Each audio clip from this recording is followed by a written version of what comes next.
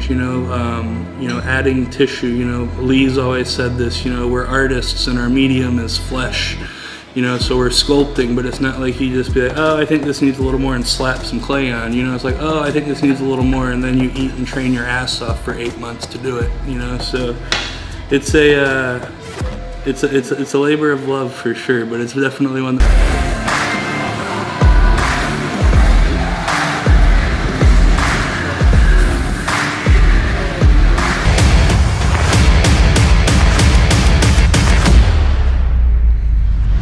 really hungry. Akeem, Sergio, all these guys, Nick, that are just absolutely killing it day in and day out. Like, as far as like actual motivation, my motivation comes from a couple things. It's one, really grinding out my numbers, beating my numbers, knowing that when I walked in the gym today, I am better than I was 7 days ago when I did that same workout.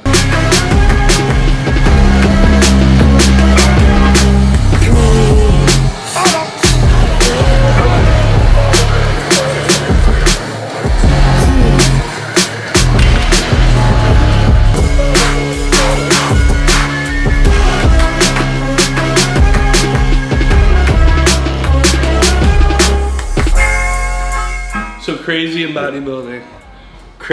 bodybuilding is having a level of discipline that most people can't imagine sustaining for longer than like a 12 or a 14 or a 16 week prep for 5, 6, 7, 8, 9, 10 years straight. Those are the pros.